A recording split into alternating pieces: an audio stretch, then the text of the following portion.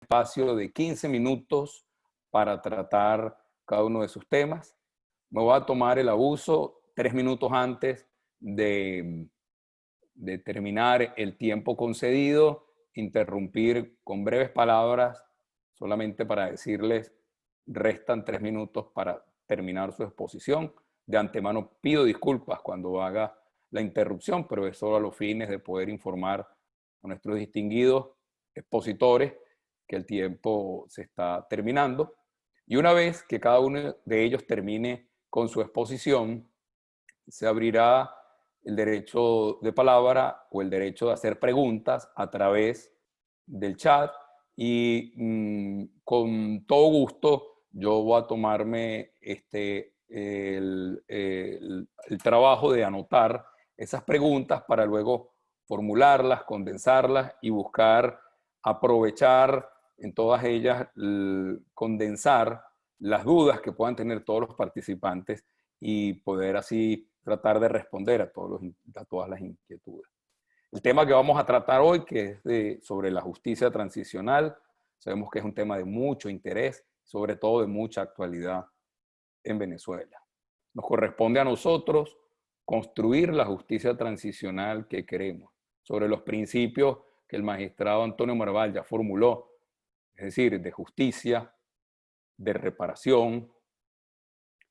Además, el principio de verdad y el principio de garantías de no repetición, estamos obligados a construir este sistema de justicia transicional, que debe ir unido también a los principios de paz y de democracia, porque precisamente el objetivo fundamental de la justicia transicional es lograr la reconciliación nacional. Por eso debe entenderse que este proceso y este mecanismo es integral.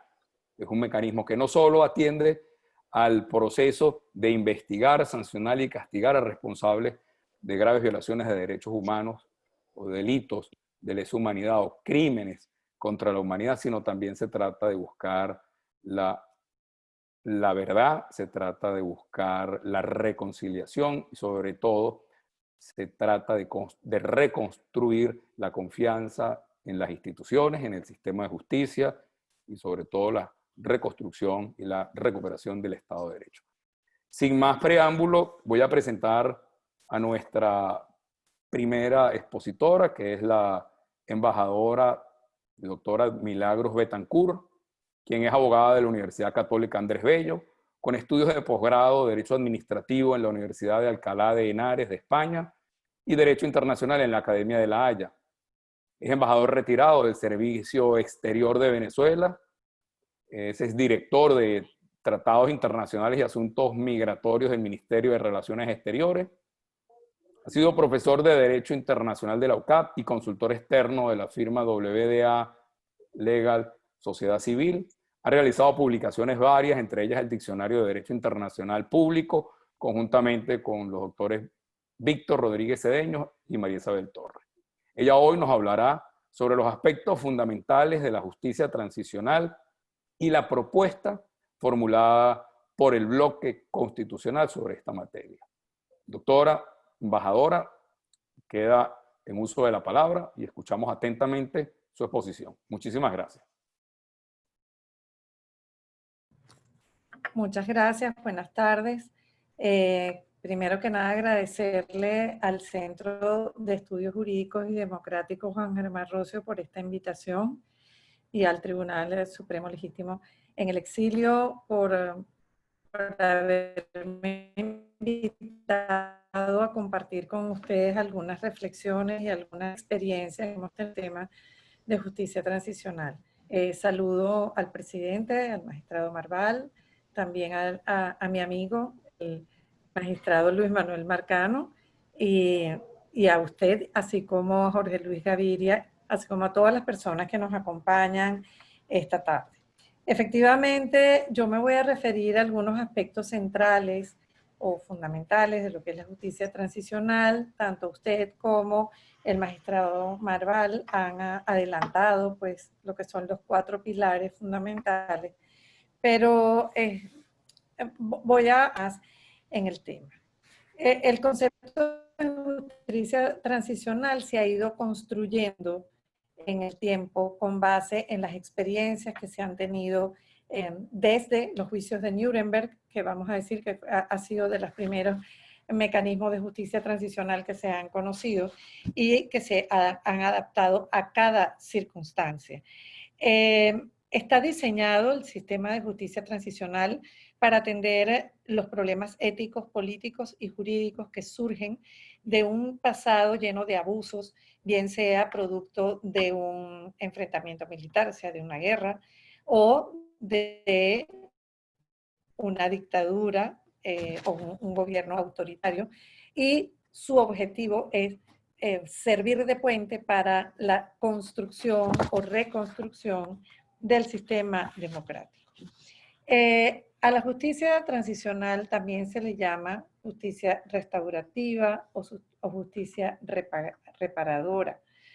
Abarca, como yo les decía, estos problemas que enfrenta la sociedad a gran escala cuando se ha visto sometida a situaciones de oprobio, y como por ejemplo la que vivimos acá en Venezuela. Su objetivo es que los responsables rindan cuenta, que se determine la verdad, que las víctimas sean reconocidas y reparadas, y que se garantice que no va a volver a ocurrir.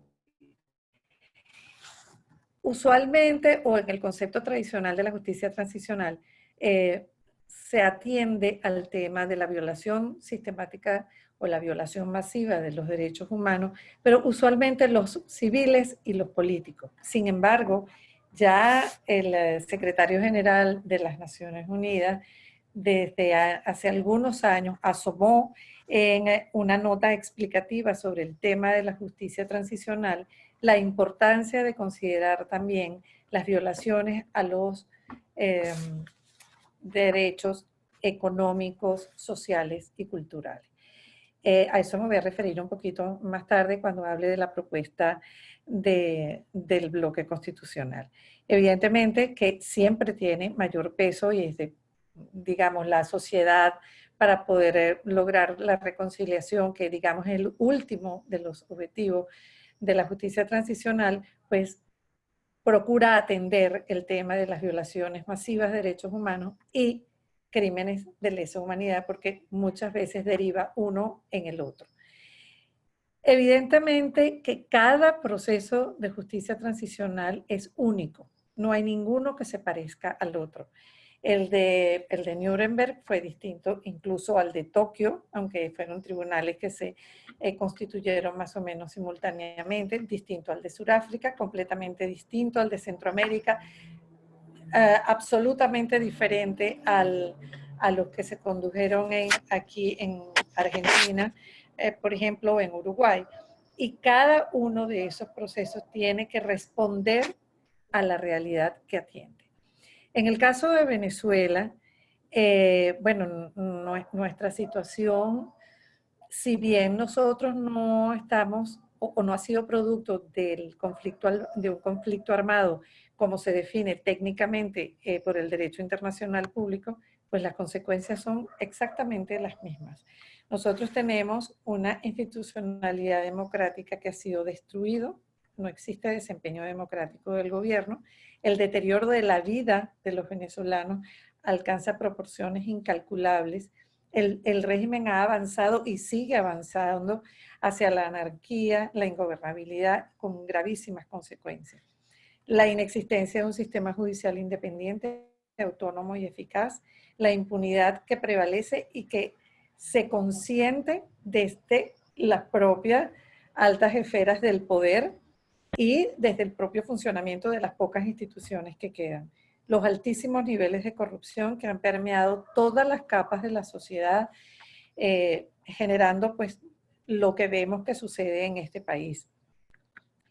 Y esta gravísima crisis, aparte de la crisis humanitaria que tiene que ver con la hambruna, que tiene que ver con la falta de alimentos, con la falta de medicina, pero además que ha generado la migración o la diáspora de más de 5 millones de venezolanos, ha hecho que las Naciones Unidas hayan calificado la situación de Venezuela como una emergencia humanitaria compleja.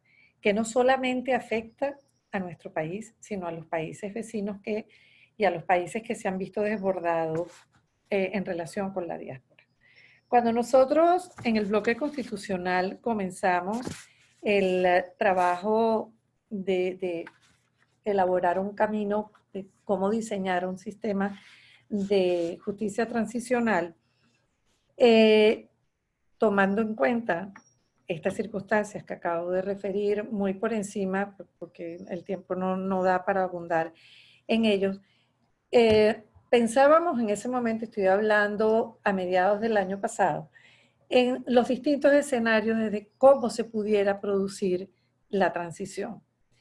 Las circunstancias hoy en día, pues, no nos permiten ni siquiera avisorar cómo es que se va a producir la transición, pero en ese momento imaginábamos que pudiese producirse siguiendo pues algunos estándares internacionales, lo que se llama una transición desde arriba, que fuera el producto, desde afuera, perdón, que fuera producto de la presión de la comunidad internacional, que pudiera generarse el cambio y llegar al cese de la usurpación desde abajo, es decir, la sociedad movilizada, que también pudiera producirse desde arriba, es decir, que se fracturara la cúpula gobernante.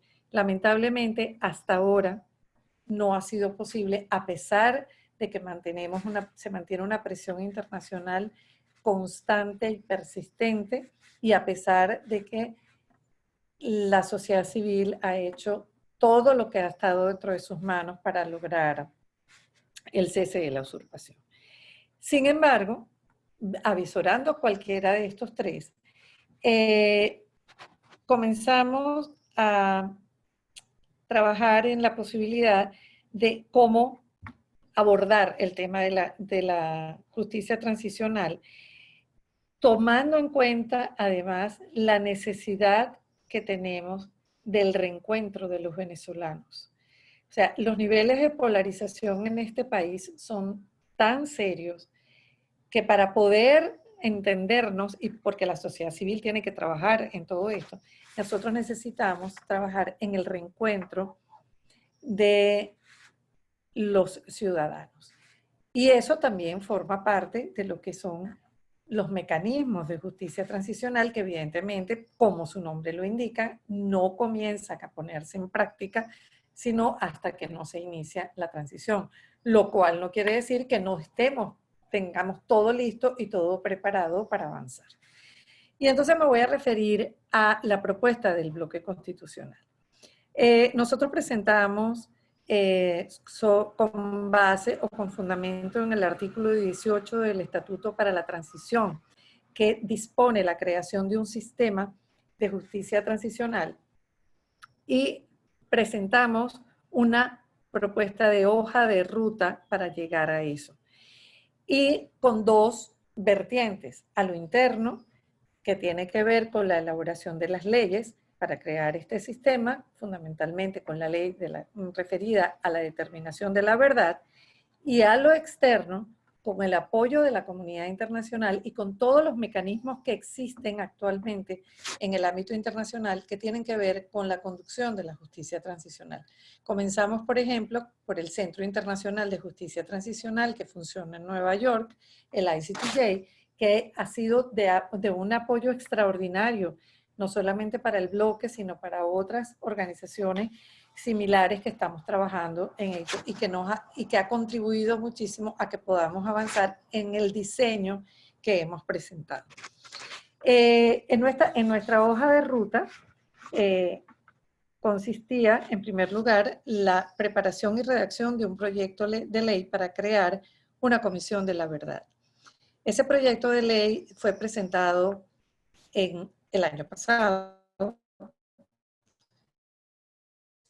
fue entregado a la Comisión de Justicia y Paz y se dio definiendo los hechos y el establecimiento de las responsabilidades, por la razón de que en los últimos 20 años en Venezuela se han constituido 5 comisiones de la verdad, ninguna de las cuales ha cumplido con su función. Y para generar confianza en la gente decidimos proponer un nombre distinto. Dentro de ese sistema, ahorita les hablo de la ley rápidamente, además se propuso el diseño del sistema jurisdiccional que se va a ocupar de la justicia transicional, que está por definirse y que pudiera ser, dependiendo de cómo esté la situación para el momento que se inicie la transición, pudiera consistir en la creación de tribunales especiales domésticos o la creación de salas especiales dentro de nuestros tribunales, que son salas que pudieran aplicar el derecho nacional e internacional, como hay en algunas experiencias de otros países, como el caso de Sierra Leona, por ejemplo, o el caso de Camboya, o crear tribunales híbridos o mixtos, es decir, con jueces nacionales y con magistrados internacionales que se dedicaran exclusivamente a conocer, a juzgar a los presuntos responsables.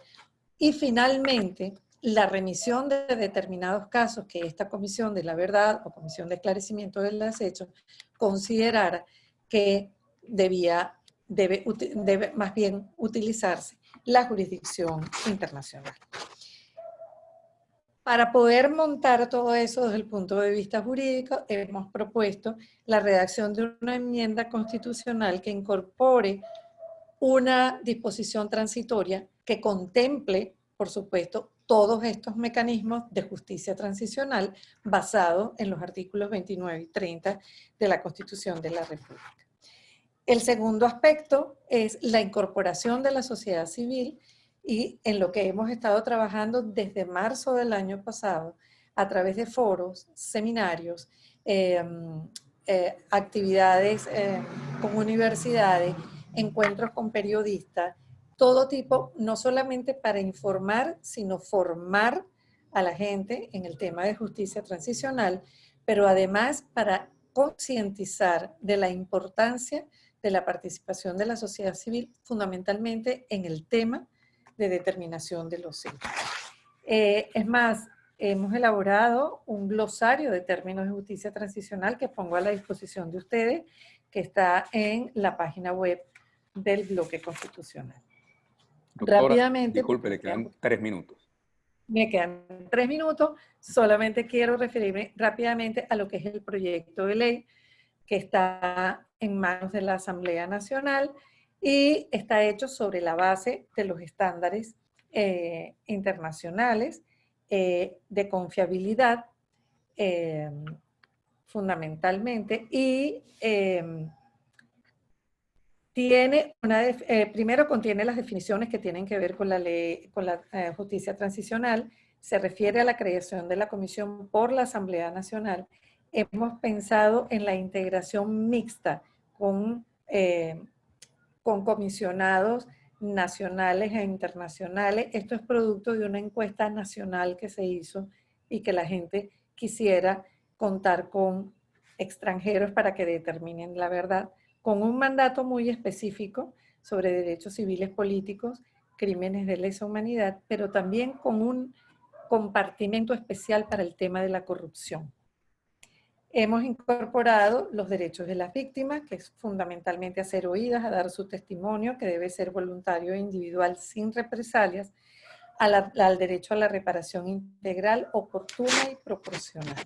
Proponemos la creación de un registro estatal de víctimas, así como la creación de un fondo de ayuda y asistencia para las víctimas, la unidad de atención a las mismas y todo un trabajo que debe hacer la Comisión para erradicar la impunidad y la aplicación de la justicia, lo cual incluye las medidas legislativas que deben adoptarse para hacer los cambios necesarios, particularmente dentro del Poder Judicial.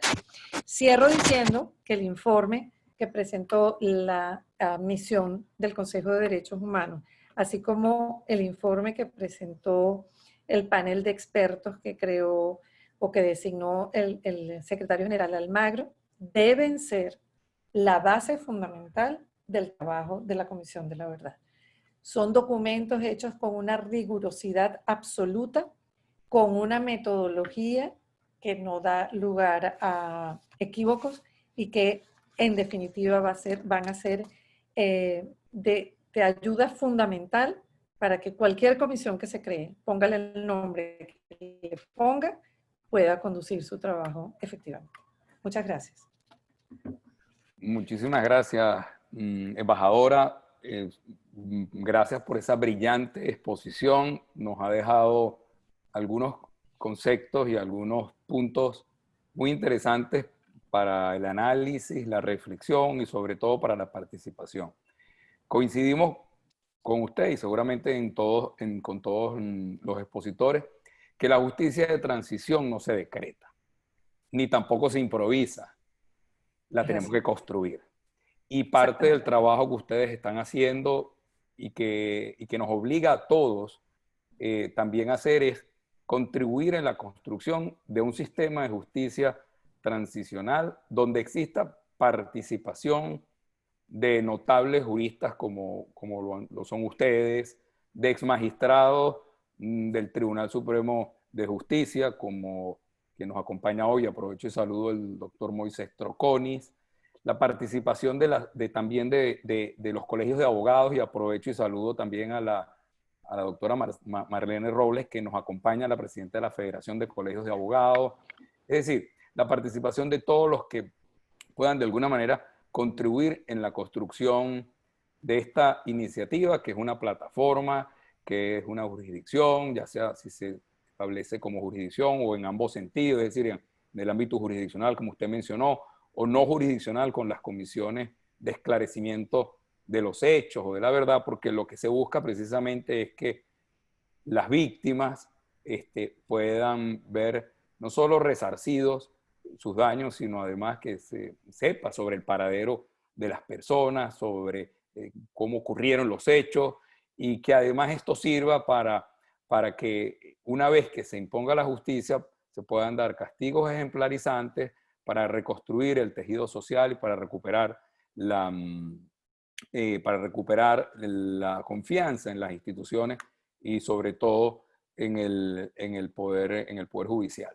Yo tengo una pregunta que me gustaría, ¿cómo están ustedes viendo?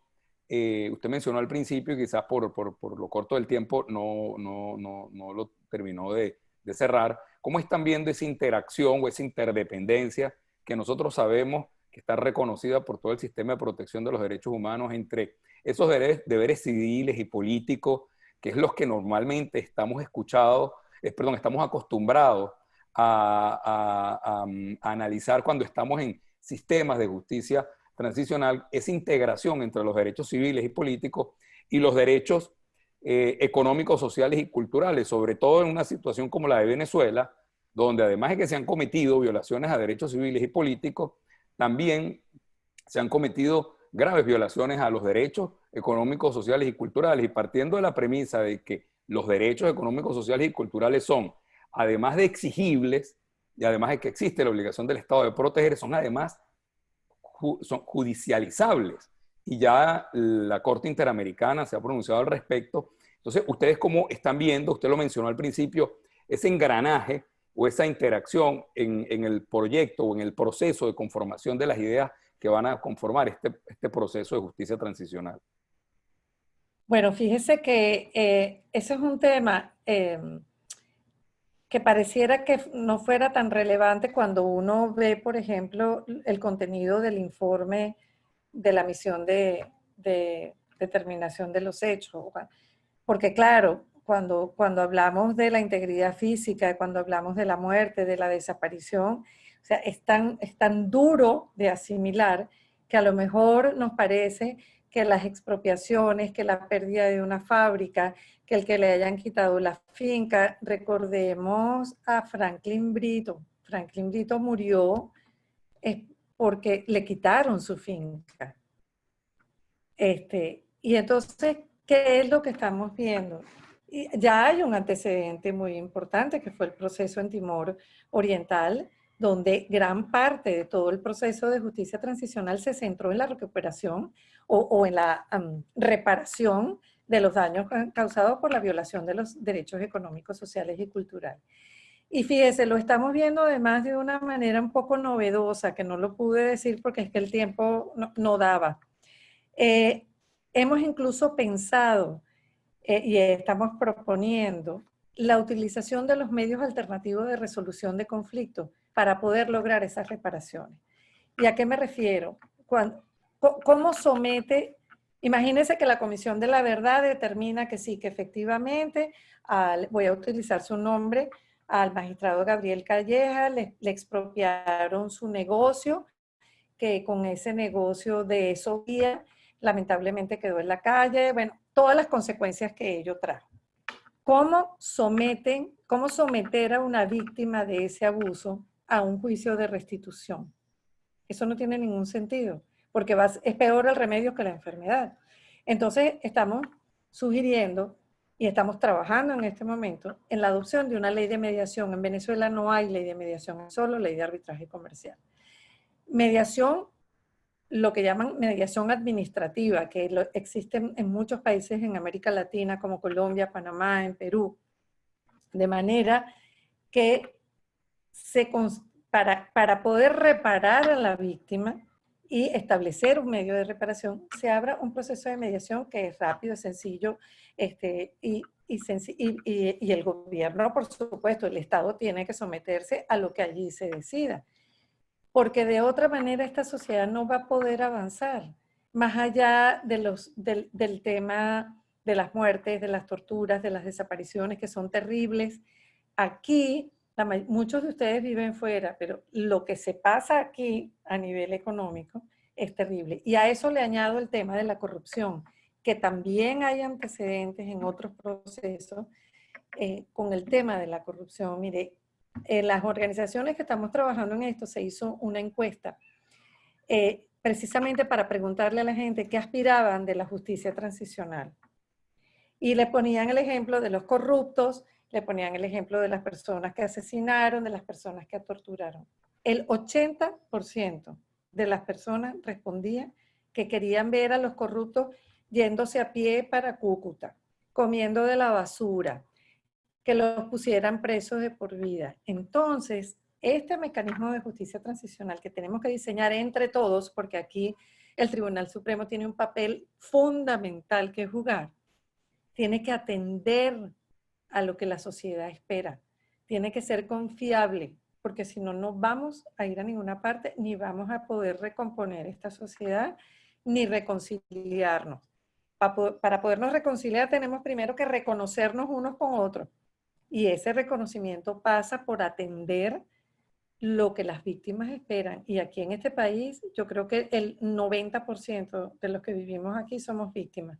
Unos más, otros menos, unos poquitos, otros en mayor escala, pero el sistema de justicia y esto de los medios alternativos es una cosa que surgió hace apenas 2 meses, 3 meses. Creo que ya había empezado la pandemia cuando, conversando con la doctora Sosa, yo le decía, es que no podemos, ¿cómo le pedimos a la gente que ahora vaya al tribunal y pida que le restituyan su propiedad? O sea, es una locura. Bueno, en eso es lo que estamos trabajando, no quiero abusar más del tiempo. Muchísimas gracias. Entonces esperaremos en nuestro modelo de justicia transicional, posiblemente veremos una comisión de esclarecimiento de los hechos de la verdad, igualmente una comisión de negociación para la restitución de los derechos económicos, sociales, culturales y ambientales, porque hay situaciones graves que estamos viviendo en el arco minero que requieren de una atención, sobre todo a nivel de la población indígena. Y yo le sumaría otra comisión, que es la comisión de enaltecer el principio y el postulado del funcionario público. La función pública lamentablemente ha sido muy desprestigiada, no solo por actos de corrupción, sino por actos de desidia, por actos de indolencia, de negligencia y probablemente también de errores inexcusables en los que también dentro de una justicia restaurativa que busque reivindicar la figura del funcionario público, se permitan hacer, así como investigaciones sobre los hechos y sobre la verdad, se hagan investigaciones sobre actuaciones dentro de la función pública, quizás que no conllevan a un castigo privativo de libertad, pero que conllevan a otro tipo de sanciones administrativas que puedan servir como castigos ejemplarizantes para que nosotros, los que estamos encargados de la función pública, podamos transmitirle al mundo que estamos trabajando en perfeccionar nuestro sistema de función administrativa. Ya, Permítame un segundito, le robo un segundo nada más. Si no se demuestra con este mecanismo de que ya no va a haber más impunidad, no vamos a tener éxito. Así es, sin duda. Y siempre la participación de ciudadana al final de estos procesos es la que va a determinar cómo la población percibe el planteamiento de justicia transicional que hagamos, porque el referéndum siempre va a ser el mecanismo para la aprobación de cualquier iniciativa de este tipo. Muchísimas gracias, embajadora. Voy a presentar entonces a nuestra segunda expositora, que es la doctora Ana María Ruggieri Cova.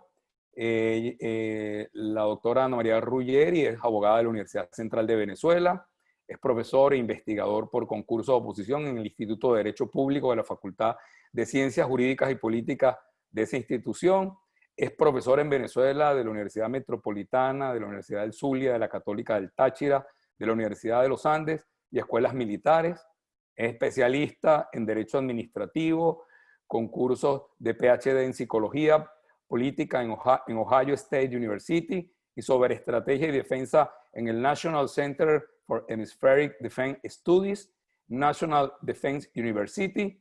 Entre sus publicaciones destaca la ordenación sistemática de los bienes públicos, la información legislativa, notas sobre la propiedad pública y la propiedad privada en lo público y lo privado, redefinición de los ámbitos del Estado y la sociedad, y monografía en coautoría con Rogelio Pérez Perdomo sobre derechos, intereses colectivos y difusos en acceso a la justicia. Ha sido magistrada de la Corte Primera de lo Contencioso Administrativo y directora de Bienes y Derechos Patrimoniales de la Procuraduría General de la República. Doctora Ruggieri, bienvenida. Escuchamos entonces su exposición acerca de este tema tan interesante de la justicia transicional. Muchas gracias.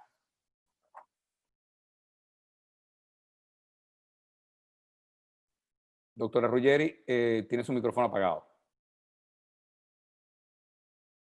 En la parte inferior usted va a encontrar unos pequeños recuadros, si amplía y ahí están los... Perfecto. Ya. Bueno, muchas gracias. ¿Ahora me oyen?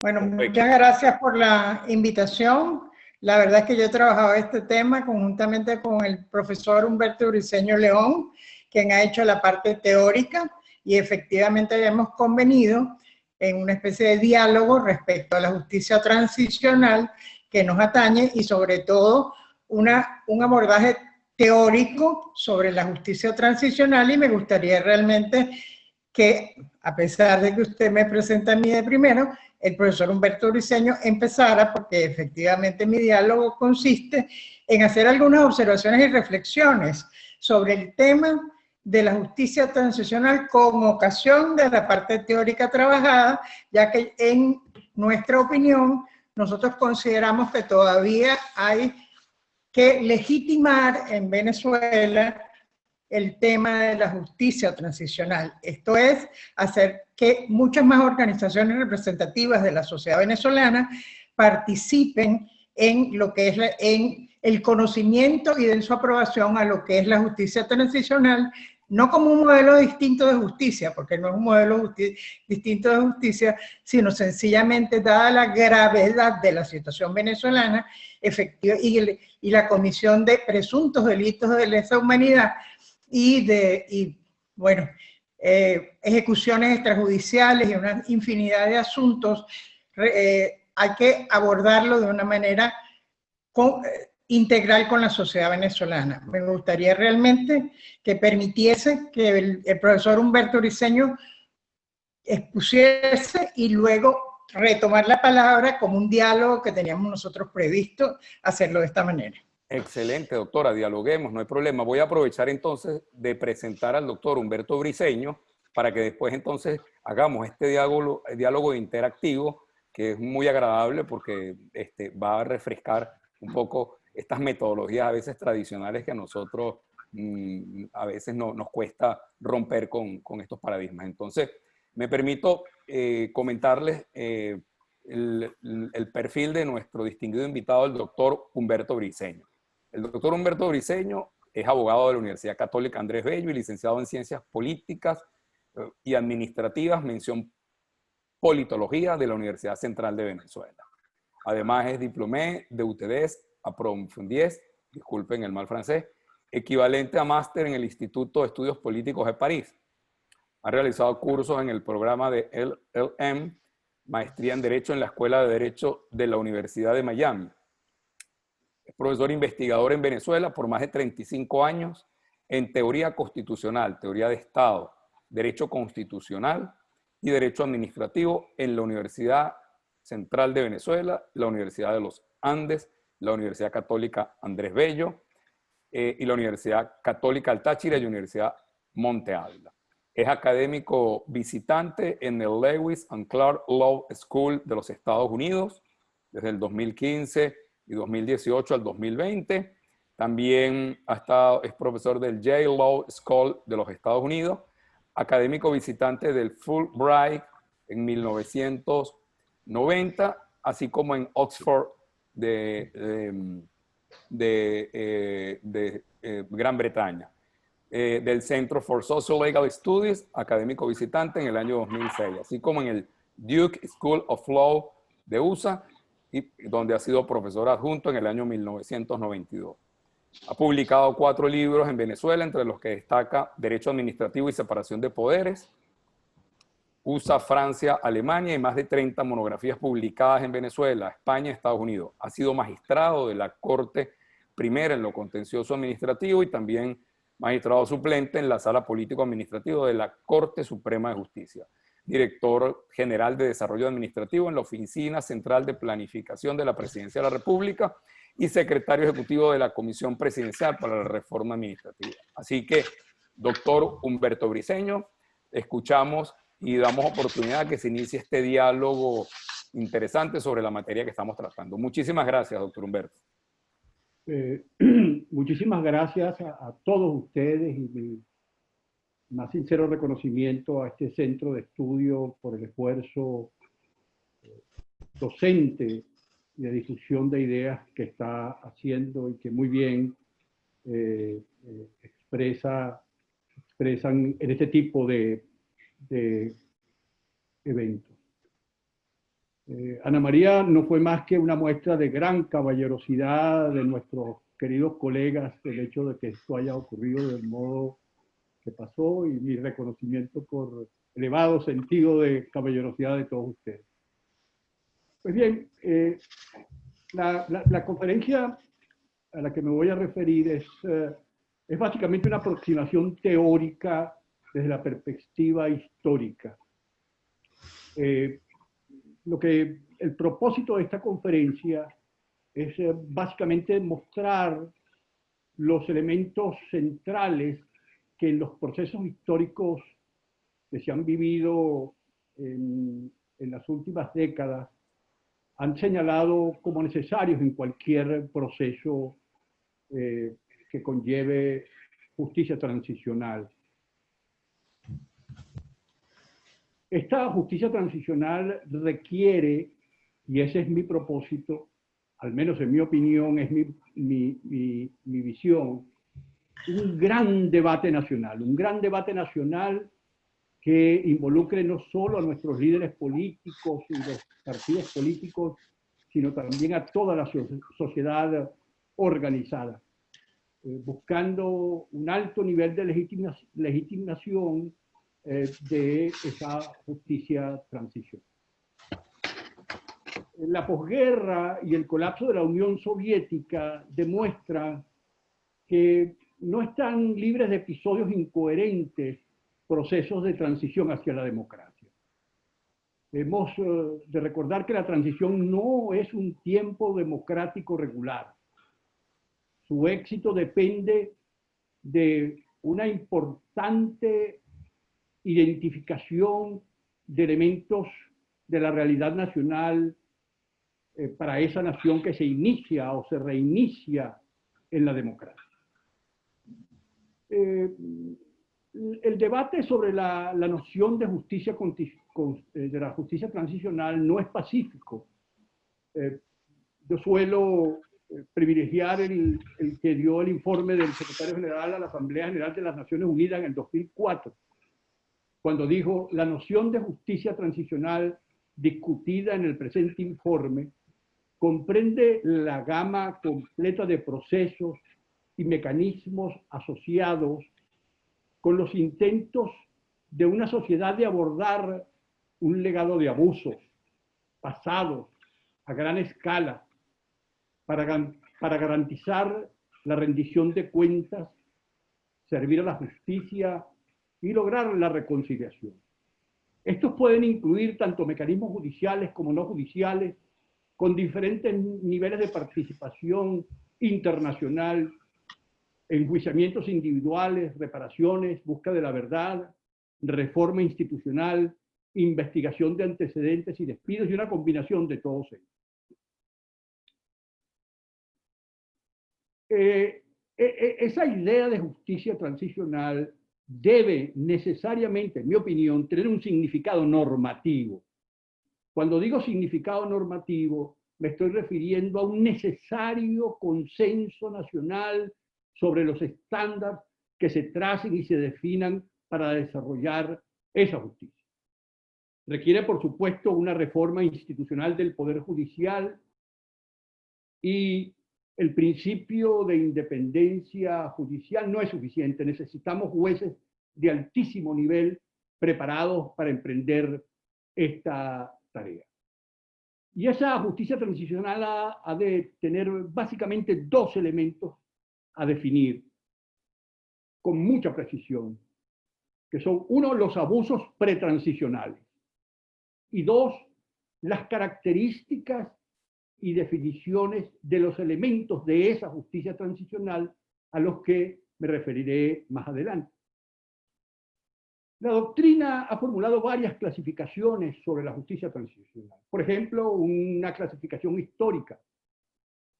Las décadas de los años 70 y 80 se produjeron transiciones democráticas en el sur de Europa: Grecia, Portugal, España, y en América Latina, en Argentina y en Chile.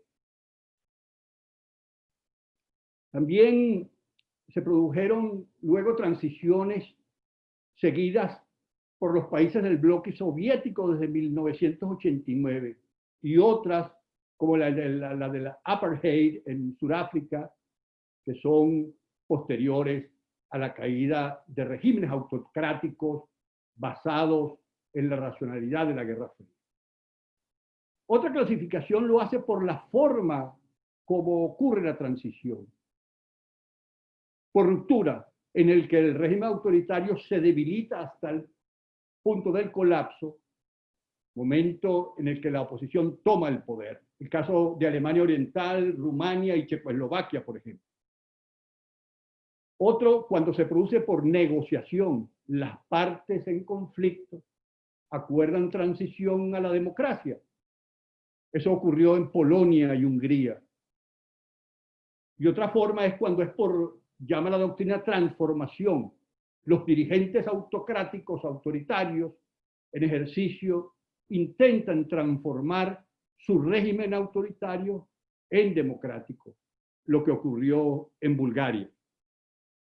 Es más o menos claro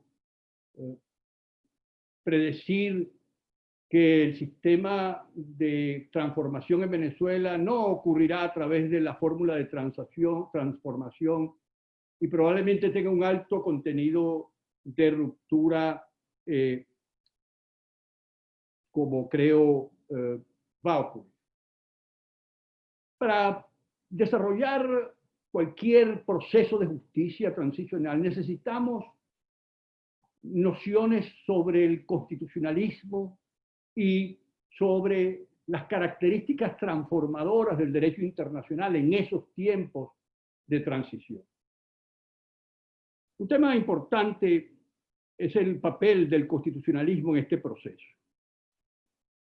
El constitucionalismo tiene una cualidad esencial, la noción, el concepto de constitucionalismo. Es una limitación legal para el gobierno.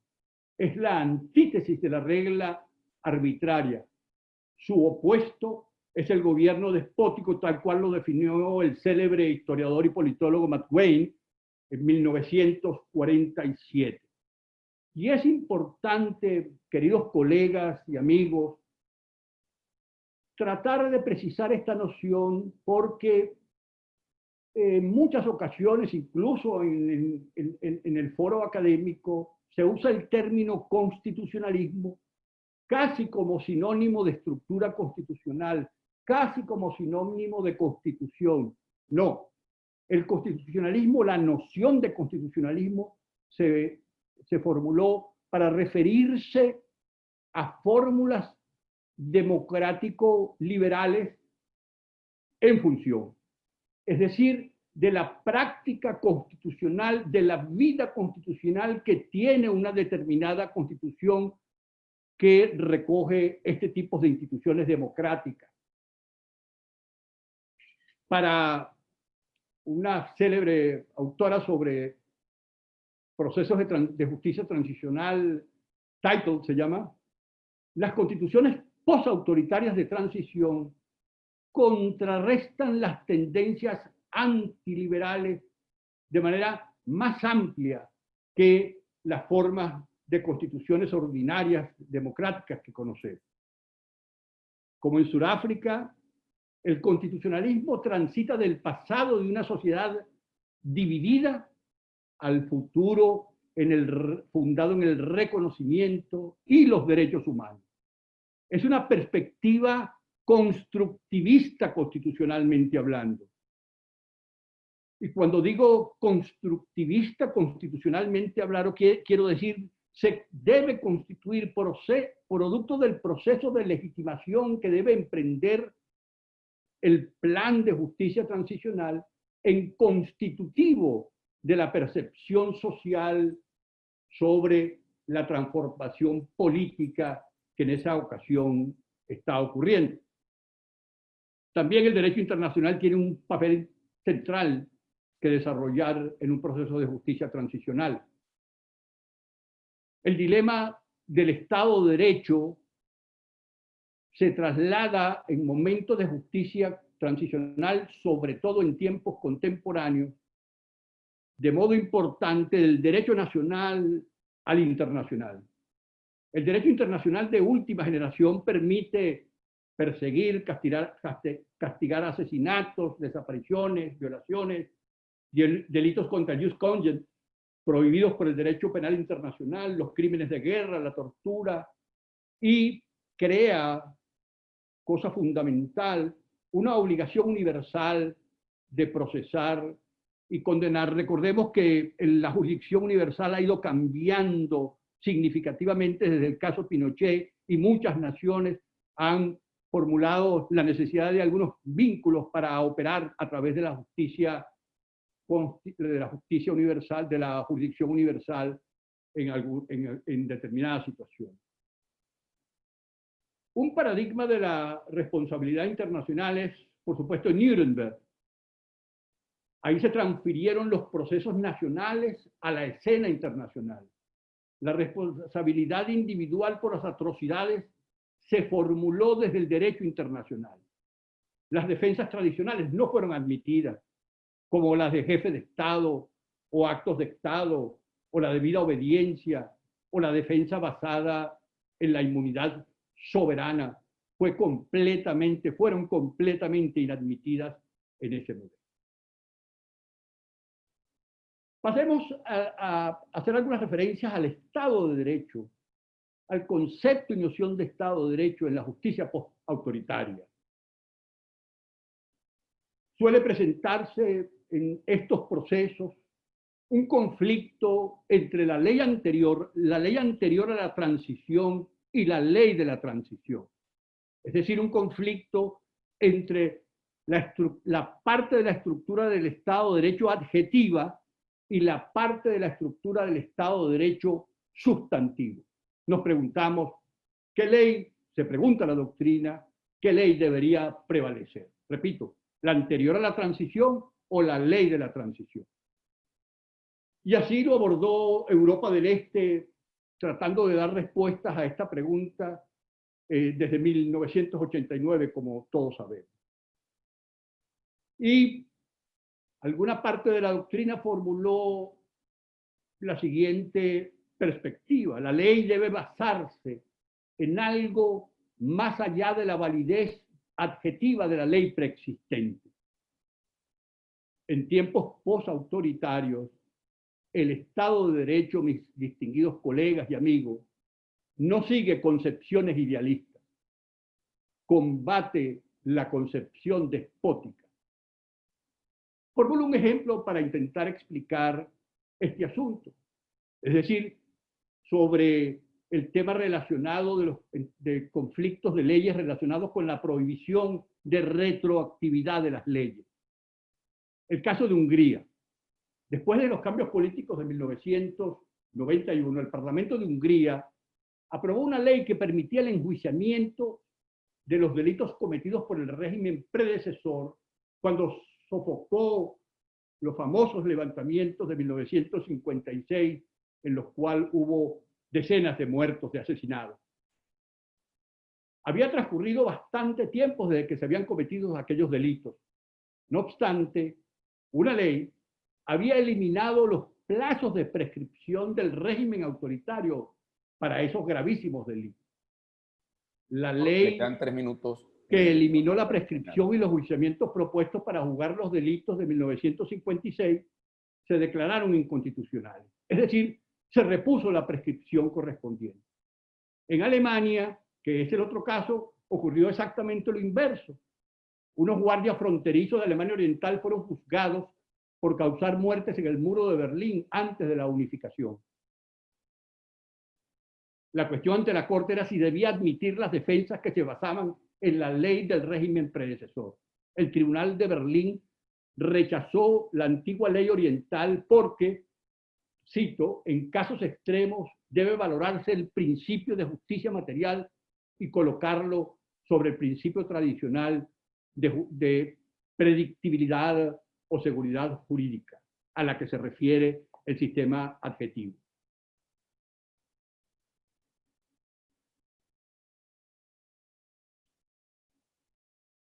Otro tema importante que ha de enfrentarse es algunas pretensiones como excepciones a los delitos o atrocidades o causas que hayan ocurrido durante el periodo pretransicional. Me refiero, por ejemplo, a la llamada por la doctrina cara pública de la ley. La cara pública de la ley se compone por la legislación oficial, los actos oficiales, las normas sociales de circulación pública, las órdenes ejecutivas y las expectativas públicas de los agentes institucionales de un régimen autoritario. Algunas veces se pretende como una excepción legal. La culpa no es apropiada si los actos reprochables se ejecutaron en función de esa cara pública de la ley. Para los enjuiciamientos de una universalidad de sujetos indiscriminadamente, no habrá suficientes jueces, fiscales y otros funcionarios para satisfacer la altísima demanda de justicia que vendrá. Ahora, habrá que enjuiciar claramente a los principales líderes y perpetradores, cosa que orientará la Comisión de la Verdad. Doctor, estamos ya finalizados de tiempo. Por favor, concluya. Ya concluí. Bueno, disculpe entonces. Muchísimas gracias por su brillante exposición, que además nos da una idea y nos ilustra sobre, como usted lo dijo, sobre el recorrido histórico y las distintas experiencias acerca de la justicia transicional, que es un tema que para muchos es novedoso, pero que los ejemplos vividos en estas experiencias durante hace más de 3 o 4 décadas han construido esos distintos modelos.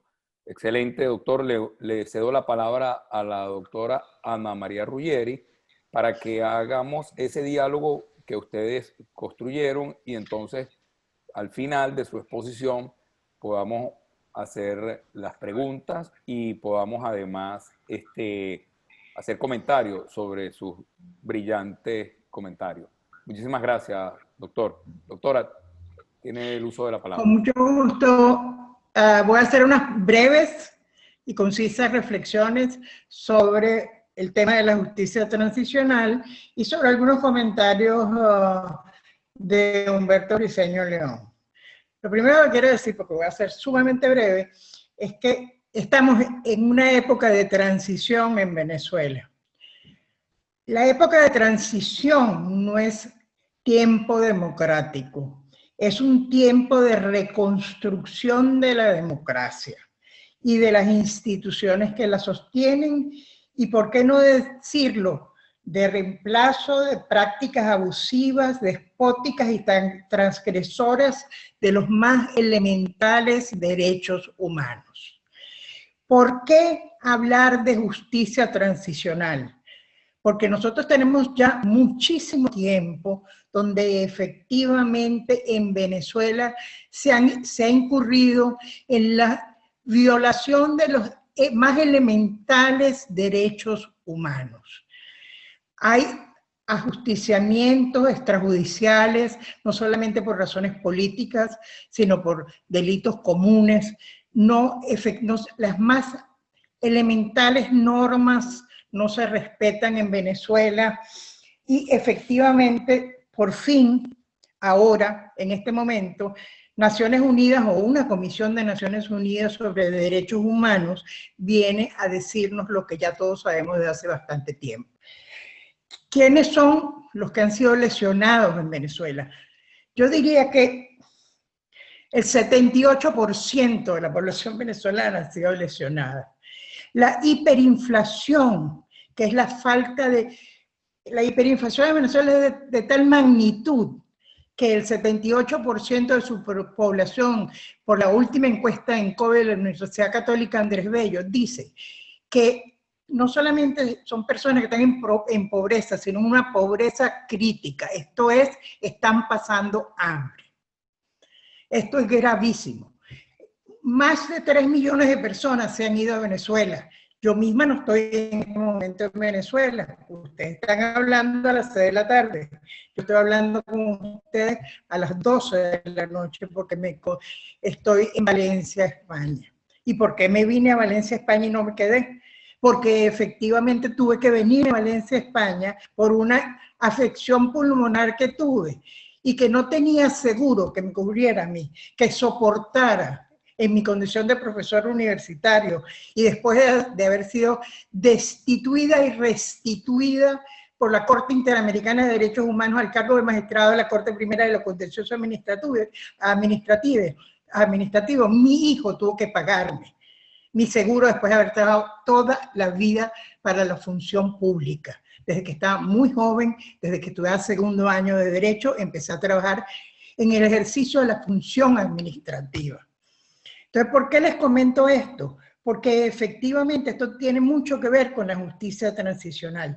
Somos tantos los que hemos sido afectados por el abuso o el régimen despótico, como lo llaman algunos, o dictatorial, como lo llaman otros, que efectivamente no es posible que un órgano como el judicial, al cual yo pertenecí y debo pertenecer más adelante, porque fui restituida por la Corte Primera de los Contenciosos Administrativos, ese órgano no puede verdaderamente hacer justicia para tal magnitud de personas que se encuentran en una situación de transgresión de sus derechos más elementales, como es la comida, por decirles algo. Esto tiene mucho que ver con la justicia transicional. ¿Qué es lo que busca la justicia transicional? La justicia transicional busca efectivamente servir como de canal porque de otra manera los tribunales no van a poder no puede, ni los tribunales, ni otros organismos públicos, como sería la Contraloría General de la República, como sería la Defensoría del Pueblo, que están previstos en la Constitución, no van a poder realmente lograr que efectivamente se haga justicia. ¿Y por qué hay que hacer justicia? Yo ahorita estoy en España y hay una película que se acaba de graduar, de ganar 2 premios Emmy, que se llama La Justicia, que se llama La Vida de Otros, que se acaba de graduar 2 premios Emmy. Tiene que ver con efectivamente el hecho de que en España, después de la caída de la dictadura de Franco y después de la Guerra Civil Española, efectivamente lo que se hizo, porque era muy débil el nuevo gobierno Franco, lo que no cayó Franco, realmente Franco murió, falleció en la transición, y ahí efectivamente está muy endeble el tema de volver hacia una democracia o reestructurar el Estado español después de una larga y penosa dictadura con una guerra civil de por medio. ¿Y qué pasó? Pusieron una ley, y dictaron una ley de amnistía. Eso no resolvió el tema de la justicia. La gente quería justicia, y a la larga, por eso en España ahorita se está hablando y se está apelando a que efectivamente deben los españoles hacer memoria y buscan justicia. Una de las cosas que dice esa película, se las voy a leer, dice: las víctimas con razón no olvidan, a menos que se haga justicia. Buscar justicia no es buscar venganza. En Venezuela ha habido muchos casos de ejecuciones extrajudiciales. Muchísimos de nuestros estudiantes de las universidades, con ocasión de las manifestaciones políticas, fueron ejecutados en forma extrajudicial.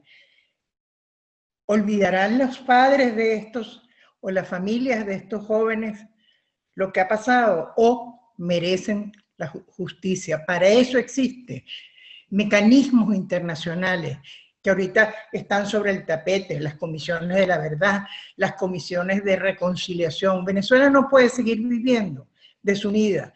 Venezuela tiene que buscar cómo realmente lograr la unión de todos los venezolanos, los que vamos a volver a Venezuela y los que están allá, que son los que están fuera, son muchos ya, muchos más de lo que la gente imagina, están fuera de Venezuela. Porque en Venezuela, efectivamente, por ponerle un ejemplo, solo un ejemplo, un profesor universitario gana $3 mensuales. ¿Cómo puede vivir de eso? ¿Cómo puede hacer él para eso?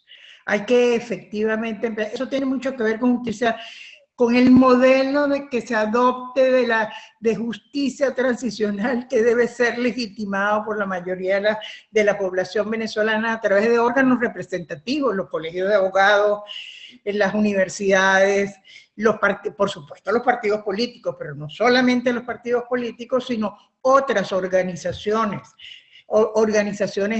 religiosas que efectivamente hacen vida en Venezuela y que ayudan mucho, organizaciones no gubernamentales, deben efectivamente participar y decir que sí. Deben entender primero que se entiende por justicia transicional para la verdadera democracia. Yo siento que efectivamente estamos en transición, pero esa transición, si la democracia no busca una forma de transición que la gente la considere justa, vamos a quedar realmente con una democracia debilitada después de la transición. Eso quería decírselo por una parte. También efectivamente me parece muy importante lo que dice. Creo que el modelo venezolano no está todavía bien terminado, bien culminado. Hace falta ser conocido por más gente, por más grupos, y efectivamente estudiar con detenimiento, porque la Constitución de 1999 es una Constitución que trae muchísimas cuestiones que han sido violentadas y que tienen que ver con los derechos humanos, y que tienen que ver, y se han sido totalmente desconocidas. La Constitución de 1999 Yo no voté por ella, yo voté en contra de la Constitución de 1999 porque consideraba que la Constitución de 1961 era una Constitución bastante buena y bastante simple como para poderla implementar adecuadamente. Sin embargo, sí considero que la Constitución de 1999, con el título tercero sobre derechos humanos y obligaciones, realmente regula casi todos los mecanismos internacionales que pueden ser utilizados para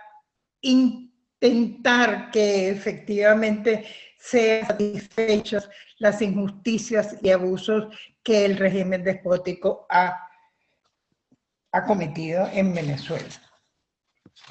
Bueno, de más está decir lo que creo que estamos avanzando con relación a la Comisión de Derechos Humanos y que, bueno, los mecanismos ya los estudiamos, pero tenemos que efectivamente poner sobre papel y conjugar lo que es el derecho. El derecho no es solo lo teórico, el derecho es teoría y práctica. Y Naciones Unidas, a través de la Comisión de Derechos Humanos, ha hecho un buen inventario y existen buenos inventarios hechos en Venezuela sobre las innumerables transgresiones que se han incurrido en Venezuela. Las más graves, a mi modo de ver, por supuesto, no las únicas, han sido innumerables violaciones a ejecuciones extrajudiciales, por poner las más graves, y la otra, el desconocimiento y abuso en materia de expropiaciones, que es una de las materias que efectivamente se han violado más. Las expropiaciones y obviamente lo que ya les dije sobre el hambre que está pasando el pueblo venezolano. Muchas gracias y efectivamente creo que podemos, si en algún momento podemos ayudar realmente a hacer un trabajo de hormiga, con muchísimo gusto se hace porque ya está registrado. Lo que no está es ordenado para someter a consideración de los venezolanos o de sus organismos representativos de manera más formal. Es decir, ¿qué ha hecho el Poder Judicial? Ha avalado las acciones del Poder Judicial írrito. ¿Qué ha hecho? Ha avalado las acciones del presidente que no es presidente. Eso es lo que ha hecho el Poder Judicial en Venezuela. Pues nosotros tenemos que hacer lo contrario. Efectivamente, darle a la gente y reconstruir un Poder Judicial. Y bueno, eso es todo lo que quería decirles. Muchas gracias. Muchísimas gracias, doctora Ruggeri, por su excelente exposición. Yo me voy a permitir leer una pregunta que nos hace el doctor José Oropesa, que además es magíster en Derechos Humanos y nos ha acompañado en varios eventos y por su cuenta ha venido trabajando en el tema de la justicia transicional. Y leo para que cualquiera nos responda la pregunta. Él dice: un obstáculo en la justicia transicional es la conceptualización del estado peligroso y de las características del mismo en los diferentes niveles y actores generadores de violencia. En base a ello, él pregunta: ¿han podido trabajar en ello? Es decir, en los diferentes niveles y actores generadores de la violencia, sobre esa conceptualización del estado peligroso. ¿Han realizado un avance en el marco de la temporalidad que supone la justicia transicional? Él dice: ¿han conceptualizado el marco de postulaciones ante la justicia transicional? Y por último pregunta: ¿la justicia transicional necesariamente necesita la observación del principio de proporcionalidad de la pena frente al estado peligroso? ¿Han trabajado en ello? Una pregunta que tiene varias preguntas a la vez, pero yo creo que se pudiese responder a título general. No sé si cualquiera de los tres se siente en la comodidad de poderle responder al doctor Oropesa. A mí me gustaría responder a algunos de los puntos, pero también me gustaría comentarle a la doctora Ruggeri, a quien saludo, varias cosas. Aquí hay un montón de organizaciones no gubernamentales trabajando de la mano de la Asamblea Nacional Legítima y de la mano de las personas designadas por Juan Guaidó en la construcción de un sistema de justicia transicional.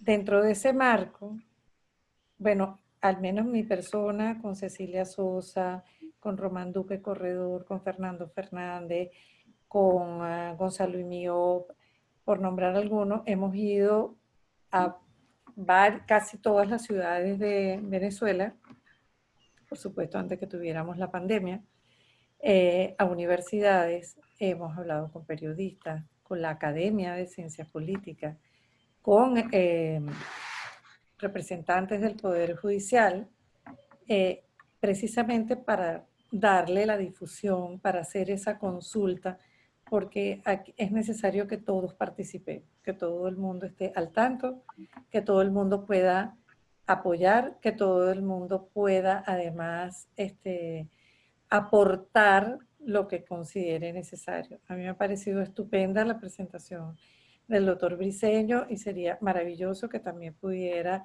ayudarnos en todo lo que él considere. Yo me refería al proyecto de ley que hizo el bloque constitucional porque eso fue el resultado de todo un trabajo que junto con otras varias organizaciones, es más, de hecho, hasta nos fuimos a Bogotá, nos reunimos allá, éramos 25 organizaciones con el apoyo de la gente que ha trabajado justicia transicional en Colombia. Solamente un poco para informar,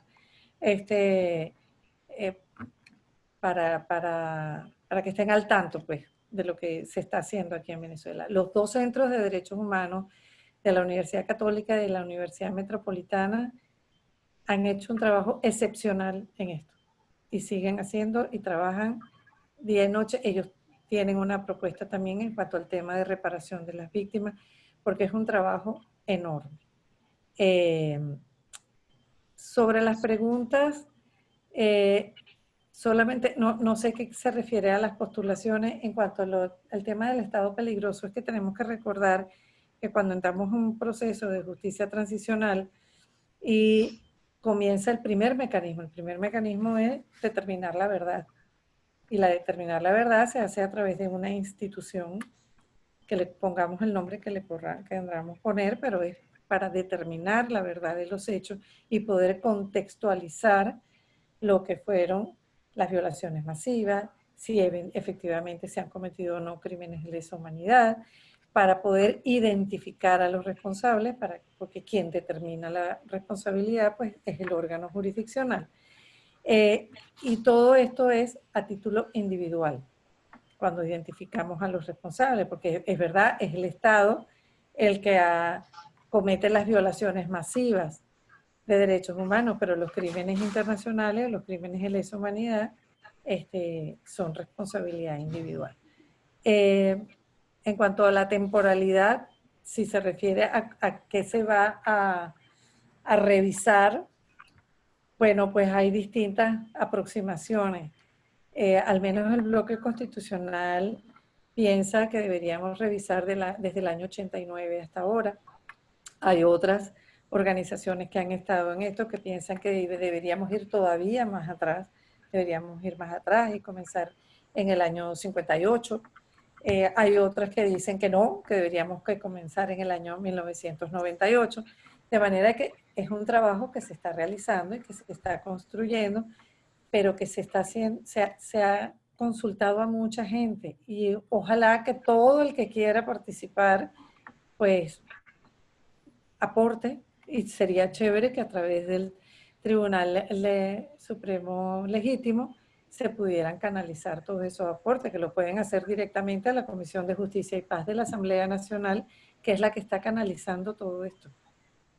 Todo este montón de gente que está trabajando, todo lo canaliza a través de la Comisión de Justicia y Paz. Era solamente lo que quería comentar. Muchísimas gracias, embajadora. No sé si alguno de ustedes dos, el doctor Humberto Briceño o la doctora Ana María Ruggeri, quisiera hacer algún comentario sobre la pregunta, sobre los puntos de la pregunta que hace el doctor Lopeza. Sin embargo, hay dos preguntas más y es, Sergio Muñoz dice, entonces la justicia transicional solo busca la reconstrucción. Y aparte hago un comentario de otra persona que nos dice que es el abogado José Gregorio Cira, y nos dice, bueno, en la justicia, el objetivo de la justicia transicional debería ser el hacer justicia, porque en líneas generales eso es lo que aspira el pueblo de Venezuela, y un alto y calificado sistema de justicia. Sería interesante, no sé si ustedes quieren hacer algún comentario para precisar un poco estos dos elementos que, si bien forman parte de la justicia transicional, los están considerando por separado. Es decir, para algunos de los participantes, bueno, es como una duda. El principio de justicia es solo reconstruir, y el otro comentario, bueno, entonces, pero el sistema de justicia, con todo lo que ustedes hemos hablado, debería ser solo de justicia. No sé si alguno de ustedes quisiera hacer algún comentario. Sí, bueno, yo quisiera contestar con un ejemplo, porque creo que un ejemplo esclarece un poco el tema de la justicia transicional. Si se ha sido muy injusto y con mucha gente, es imposible que los tribunales, por ejemplo en materia penal, se ocupen de tantas causas. Entonces, ¿qué han hecho?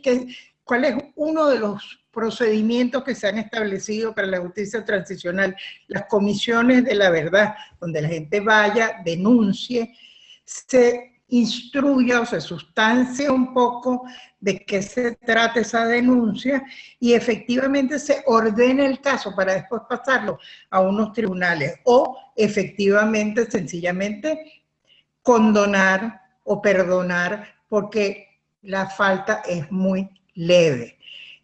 Lo que se busca realmente es permitirle al mayor número de personas que se sienten injustamente, que se han sentido durante mucho tiempo injustamente tratadas por su situación social o su situación política en el país, permitirles que vayan, a las madres de esta cantidad de jóvenes que efectivamente murieron en las manifestaciones, a las madres de eso, o los familiares, a las esposas de los que han muerto en la tumba, por decir alguien, que efectivamente sucede. Yo realmente creo que esto es terrible lo que ha pasado en Venezuela. Y eso debe ser canalizado. A lo mejor algunos casos irán a organismos internacionales como la Corte Penal Internacional. ¿Se juzgará a todo el mundo? ¿Solamente se juzgará a los líderes que fueron los que incurrieron, como sucede generalmente en la justicia internacional? En la justicia internacional, ¿a quién se llama cuando la Comisión Interamericana de Derechos Humanos lleva un caso a la Corte Interamericana de Derechos Humanos? Se llama al gobierno venezolano para que vaya y defienda de lo que ha sido acusado. Es un poco lo que hace la comisión internamente con la mayoría de la gente, que es ordenar el trabajo, una comisión de la verdad, por decir algo. Si la gente se siente que efectivamente ha sido robada, si la gente se siente que efectivamente ha padecido de una situación de abuso, ¿dónde ir primero? Se va canalizando, y efectivamente si se va canalizando a través de una serie de organismos que efectivamente están previstos, por decirlo de alguna manera, en la Constitución de la República Bolivariana de Venezuela, efectivamente podremos verdaderamente apaciguar, reconciliar a un país que todavía es un país que no está unido del todo. Es un país que está incluso migrado. Parte de la nación venezolana ni siquiera está en Venezuela en este momento. Entonces, bueno, habría que ir reconciliando. Ya se está haciendo en esta transición, pero todavía no se ha logrado verdaderamente pasar a un esquema un poco más formal y conseguir los fines que estamos buscando. Por ejemplo, el tema de las elecciones que tenemos enfrente. Entonces, habrá una transición más ordenada cuando efectivamente se logre realmente la reactivación de la democracia, y que efectivamente haya una democracia a través de unas elecciones libres, transparentes. con participación de todos, no con participación de aquellos partidos políticos que el Tribunal Supremo de Justicia en sala constitucional o en sala del Tribunal Supremo de Venezuela decidió que participarían o no participarían. Ustedes han visto tal arbitrariedad que ni siquiera los partidos políticos fueron ya convocados, sino que sustituidos por personas distintas a aquellos que hayan sido electos internamente. Entonces, bueno, de eso se trata, de tratar verdaderamente de que el país se aboque a ser un país más justo para todos, un país más justo para todo el pueblo venezolano, que efectivamente, yo hablé y puse el ejemplo del profesor universitario, pero a mí me comentaba una amiga mía que trabaja como funcionario público en Venezuela, que también ellos están ganando $3, o lo equivalente a $3. Entonces, pues, ¿se puede comer con eso? No se puede. Entonces, bueno, efectivamente también hay que diferir el pago de las indemnizaciones. ¿Por qué hay que diferir el pago de las indemnizaciones? Porque efectivamente probablemente el Banco Mundial tenga una propuesta de esa naturaleza. Hay que incorporar todos los asuntos que están pendientes en Venezuela. Porque usted no puede efectivamente pagarle todas las indemnizaciones, que hay muchísimas, sin permitir que la gente de Venezuela pueda tener una vida digna después de las elecciones. Es un problema y un tema a sentarse a discutir entre mucha gente, con una propuesta bien equilibrada y de muchos aspectos que no se pueden tocar en una sola conferencia, que deben ser abordados con un trabajo un poco más de ver cuáles son los hechos, todos los hechos que puedan ser injustos y arbitrarios y de abuso que han cometido el gobierno. Muchísimos, más de lo que la gente se imagina, para ver si efectivamente después de esto, bueno, lo que está pasando en la 4905 en este momento. O sea, un tema que uno dice, bueno, pero ¿qué es esto? Los paramilitares. Tenemos que realmente sentarnos yo entiendo que efectivamente la doctora Milagros, y yo se lo agradezco, efectivamente dice que fueron consultadas todas las ONG, pues sí hay que seguir consultando, doctora Milagros, a todos, y mucho más con las organizaciones no gubernamentales. Muchísimo más con los colegios de abogados, con los colegios de médicos. Yo fui destituida por una decisión de la Federación de la Federación Médica Venezolana, por el presidente Chávez, fui destituida en el año 2003. Pero bueno, hay que seguir hablando con las federaciones, con las academias, con las universidades. Hay que efectivamente ser coherentes con lo que estemos planteando, pero todavía hay un trabajo práctico que hacer que no se ha hecho. ¿Cuál es el modelo que Venezuela va a someter a consideración de las academias? Eso es lo que yo pienso, ¿no? Con el perdón, pero es lo que pienso. Muchísimas gracias. No, excelente. Fíjense, es que precisamente nunca nos vamos a cansar, incluso en los países, y pongo como ejemplo el proceso de paz en Colombia. Todavía en el proceso de paz en Colombia, donde está la Justicia Especial de Paz, se está construyendo ese proceso, porque es un proceso que requiere de involucrar a muchas organizaciones y de vivir también. Cada proceso tiene sus propias experiencias. Nosotros en el Tribunal Supremo de Justicia precisamente abrimos esta ventana a través de este tema tan importante para tocar primero y sensibilizar y poder integrar las ideas de todos quienes están trabajando y quieren trabajar sobre ese tema. Por eso hablamos cuando mencionamos a ex jueces, magistrados, a presidentes de los colegios de abogados, organizaciones no gubernamentales. Precisamente aludimos a esa necesidad que hoy tenemos de integración de ideas y de aportes a este proceso. Nosotros mismos en el tribunal estamos trabajando en algunos proyectos, entre los cuales uno en particular es de justicia transicional, porque en definitiva, como es la invitación de la doctora Milagros, tanto al tribunal como a todos, es precisamente que nos incorporemos en este proceso de conformación de ideas, y de eso se trata. Nunca probablemente nunca vamos a tener un proceso perfecto, pero lo que debemos aprovechar son precisamente estas experiencias para construirlo. Y por eso decía, no se decreta ni se improvisa, se construye. Con esto, no sé si el doctor Humberto Briceño quisiese agregar algún punto final para después entonces... Brevemente, algunas cosas. Primero, conozco el trabajo que ha venido realizando el bloque constitucional y es un trabajo maravilloso.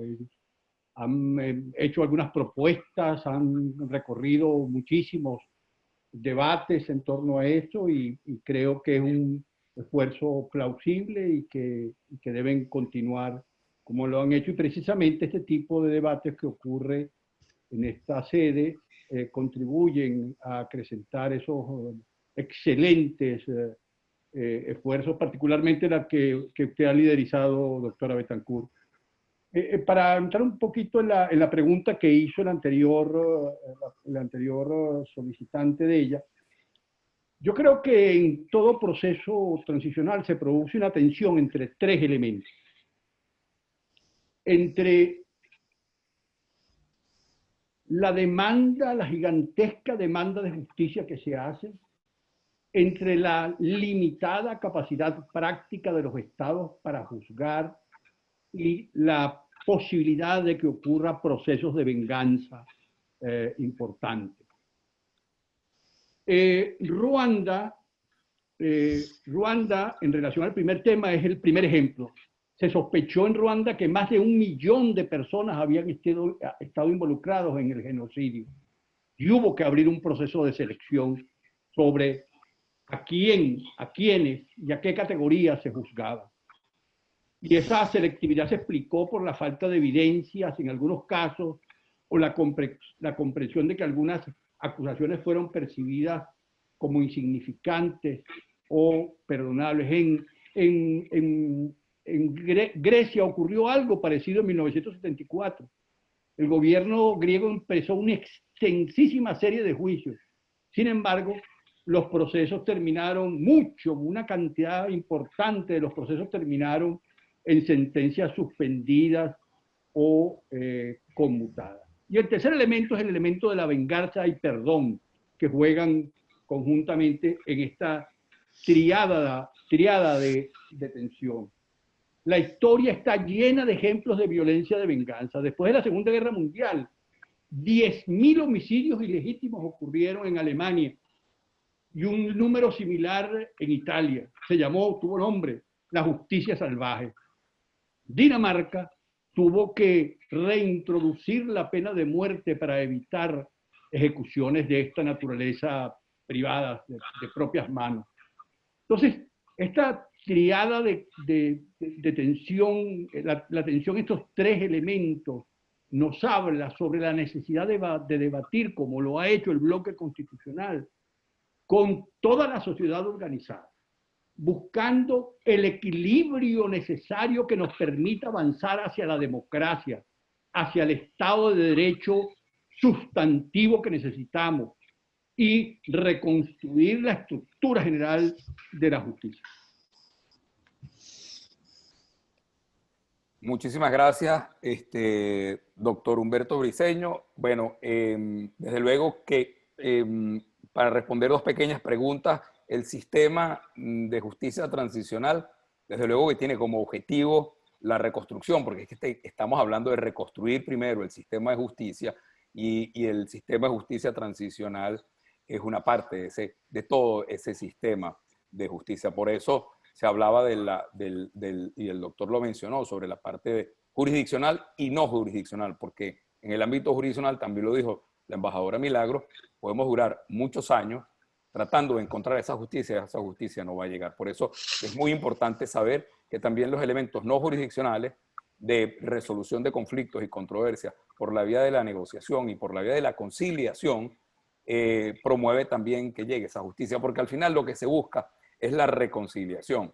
¿La reconciliación de qué? De la sociedad con las instituciones del Estado. Cuando la gente dice, bueno, nos vamos a reconciliar, es que esto va a pasar y nos vamos a abrazar todos y no hay más justicia y tenemos que perdonar lo que pasó porque vamos hacia un evento futuro, porque tenemos que ir a elecciones y tenemos que olvidarnos. No, Casualmente el informe que menciona el doctor Humberto Briceño del 4 de agosto de 2004 menciona ese peligro y dice mucho cuidado, porque a veces por andar pendiente de las elecciones que se tienen que celebrar, el apuro permite que no se logre aterrizar y se logre tratar un verdadero justicia transicional, porque no estamos enfocados realmente en lo que queremos. Queremos la transición política y no estamos pensando precisamente en el proceso de reconciliación, que no se logra solo a través de un proceso de transición política o a través de unas elecciones. Necesitamos reconciliar a los titulares de la propiedad privada con el Estado, porque han sido despojados de su propiedad, y eso es a través de algunos de los mecanismos que, como mencionaba la doctora, los mecanismos extrajudiciales. Necesitamos reconciliar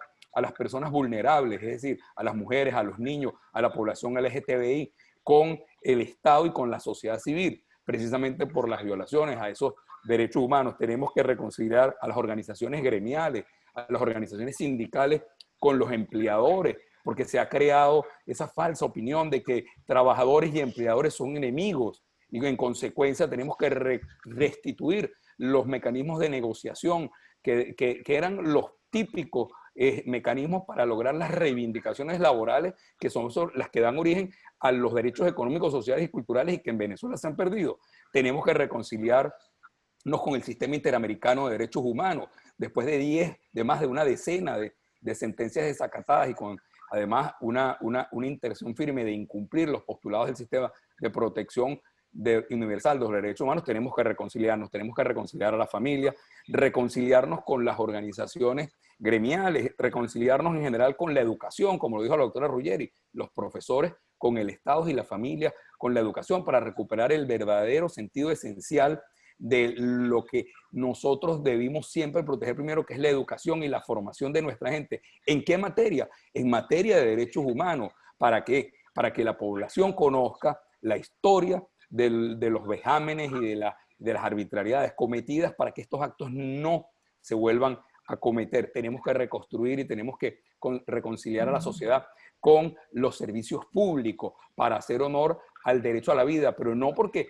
el derecho a la vida se esté violando solo por amenaza de muerte, sino porque los servicios públicos implican el agua, la electricidad, el teléfono, y forman parte de ese derecho a vida adecuada, el derecho a la dignidad humana, que nos permite a nosotros. Esa es la reconciliación que busca una justicia transicional. Por eso es importante no solo atender un solo elemento. Y para cerrar, cito una frase de ese mismo informe del año 2004, que dice lo siguiente: dice, para avanzar en la consecución de los 3 objetivos que dice el informe, que son justicia, paz y democracia, dice el informe, de nada servirá centrarse exclusivamente en una determinada institución, es decir, solo en la justicia. No sirve de nada solo en la verdad, no sirve de nada solo en la reparación, ni solo en las garantías de no repetición. Necesitamos centrarnos en todas, para que de manera integral, ¿verdad?, se puedan unir, se puedan unificar para lograr ese gran objetivo, que es la reconciliación y la consecución de la paz. Con esto cierro cerramos el ciclo de preguntas y respuestas. También hemos avanzado en el tiempo, y dejo en el uso de la palabra a nuestro presidente, o en este caso, para que haga el cierre del evento.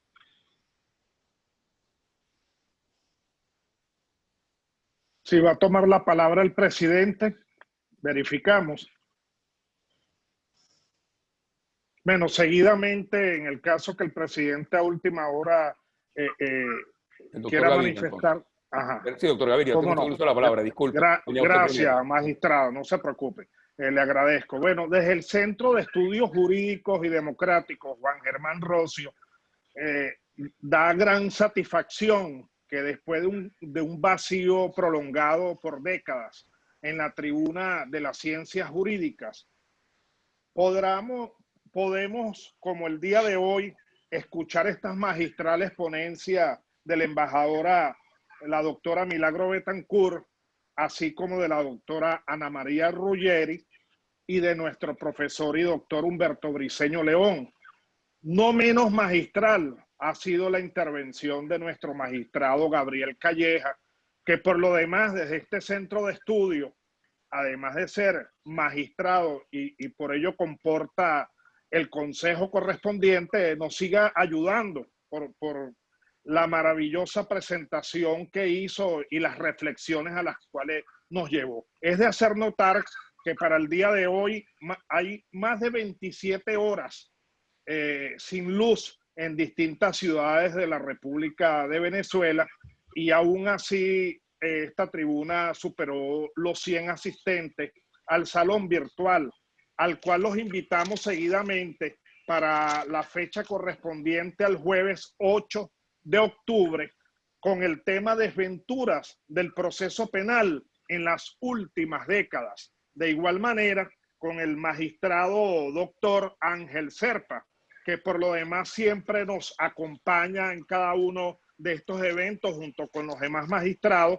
Y también tenemos la manera de anticipar que para el 22 de octubre del mismo año presente, 2020, tendremos temas como conflicto palestina-israelí y las necesarias reformas por la Organización de Naciones Unidas, cuyo ponente también presente en cada uno de estos eventos, y le damos gracias, el doctor Román Delgado, como también el doctor Fernando Fernández, y a los más de 100 integrantes que nos han acompañado en estos para hoy 8 eventos de este primer ciclo internacional. Finalizo, como siempre hemos finalizado, con una reflexión, y sería parcialmente la lectura del artículo 21 que nos determinó el constituyente, que establece: todas las personas son iguales ante la ley. En consecuencia, no se permitirán discriminaciones fundadas en la raza, el sexo, el credo, la condición social o aquellas que, en general, tengan por objeto o por resultado anular o menoscabar el reconocimiento, goce o ejercicio en condiciones de igualdad de los derechos y libertades de toda persona. Para muestra un botón, pues, ¿cómo imaginar que a un mismo juez de la República se le violan los derechos fundamentales, como puede ser el debido proceso, entre muchos otros?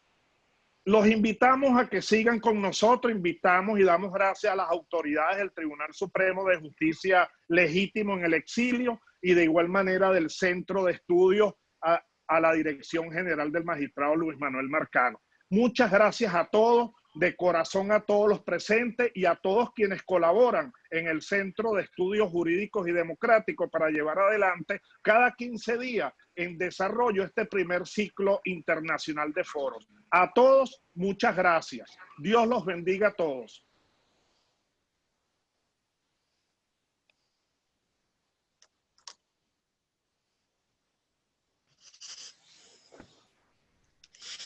Presidente Antonio Marval, quisiera...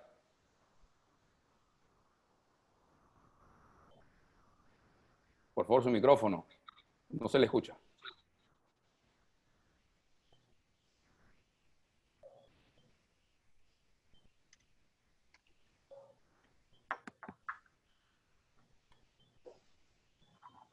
Seguimos sin escucharlo.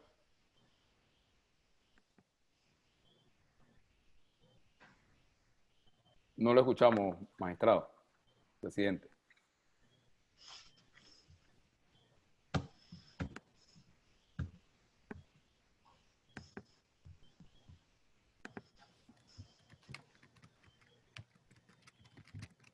Ahora sí, era que no tenía acceso a al micrófono. Bueno, debo agradecerle de verdad a la doctora Milagro Betancourt, la doctora Ana María Ruggeri, magistrada de la Corte Contenciosa Administrativa, y al doctor Humberto Briceño por esta excelente exposición sobre un tema, bueno, de verdad significativo, y que, bueno, queremos ponernos a la orden, a la doctora Milagro, conjuntamente con el trabajo que viene haciendo el bloque constitucional, para que el trabajo que ustedes vengan haciendo también ayudemos a ese mismo objetivo. De manera que estamos totalmente a la orden de la institución. También debo agradecer al magistrado Gabriel Calleja, a Jorge Luis Gaviria, a Luis Marcano por excelente organización de este evento. Y estamos totalmente a la orden como institución, y en lo personal, por supuesto, también, para que apalanquemos y logremos una justicia como la que todos deseamos. Muchas gracias por haber estado acá. Gracias. Saludos. Muchísimas gracias a todos, saludos. De verdad. Y nos vemos pronto. Muchas gracias a todos. Adiós. Gracias. Un placer.